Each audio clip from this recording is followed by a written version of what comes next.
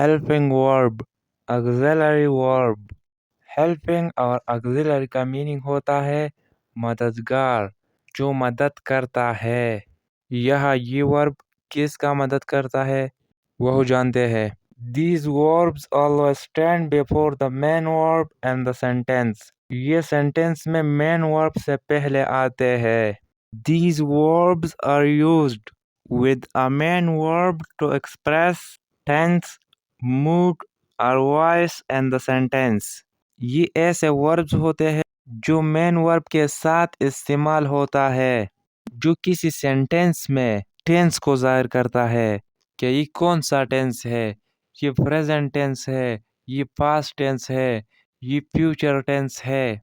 ये सेंटेंस का मूड को जाहिर करता है कि ये किस मूड में है, इसका मूड पॉजिटिव है, नेगेटिव है, इम्पेरेटिव है।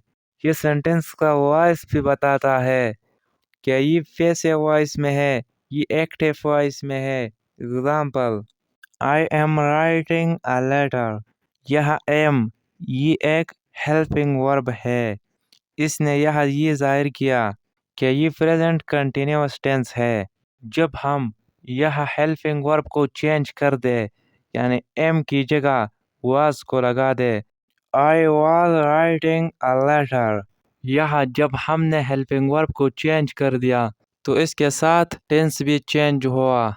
ये पास्ट कंटिन्यूअस टेंस बन गया। प्रेजेंट कंटिन्यूअस टेंस से पास्ट कंटिन्यूअस टेंस बन गया। जब हम ये हेल्पिंग वर्ब को भी चेंज कर दे, यानी वाज की जगह भी विल बी लगाए, तो ये सेंटेंस इस तरह होगा, I will be writing a letter. ये टेंस फ्यूचर कंटिन्यूअस टेंस बन गया। जो काम प्रेजेंट में हो रहा था वो हमने पास्ट में कन्वर्ट कर दिया। इसका मतलब ये हुआ कि हेल्पिंग वर्ब हमें ये शो करता है कि काम प्रेजेंट में हो रहा है, पास्ट में हो रहा है या फ्यूचर में हो रहा है। टेंस का पता हम हेल्पिंग वर्ब से लगा सकते हैं। सेकंड बात ये कि ये हमें किसी सेंटेंस की मूड को जाहिर करता है। Example, she do not eat Apple.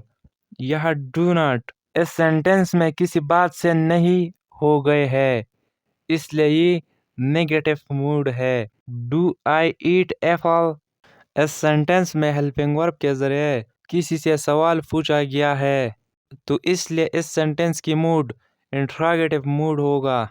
I did emptied the trash. यहाँ डिड ये एक हेल्पिंग वर्ब है जिसके जरिए किसी की यकीन दिलानी हुई है, इसलिए ये सेंटेंस एम्फेटिक मूड में है। तो इस एग्जाम्पल से आपने ये समझा कि हेल्पिंग वर्ब्स के जरिए हम किसी सेंटेंस के मूड की जायजा भी ले सकते हैं, जैसा इस सेंटेंसेस में डू नॉट, डू, डिड। इससे ये पता लगता है कि ये सेंटेंस किस मूड में है। थर्ड बात, ये किसी सेंटेंस का वॉइस भी बताता है कि ये सेंटेंस किस वॉइस में है, पैसिव वॉइस है या active voice. Example, the game is being played by me. यह इज बीइंग ये एक हेल्पिंग वर्ब है। इसके ज़रिए हम इस सेंटेंस के बारे में बता सकते हैं कि ये किस वॉइस में है, ये एक्टिव वॉइस में है या पैसिव वॉइस में है। ये पैसिव वॉइस में है। मज़ीद हेल्पिंग वर्ब ये है, टू बी की तमाम पामें is, am, are, was, were, being, been, will be. To have की तमाम पामें has, have, had, having, will have. To do की तमाम पामें do, does, did, will do. यह एक कंफ्यूजन है, वो मैं आपको बताता हूँ।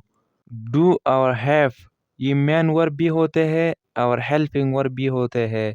पहले जो एग्जाम्पल्स मैंने आपको बताया उसमें डू आया था, वह ये हेल्पिंग वर्ब था। यहाँ मैं आपको इसके मेन वर्ब वाले एग्जाम्पल दूंगा। There is nothing we can do except patience। यह डू ये बतौर मेन वर्ब आया है, जो एक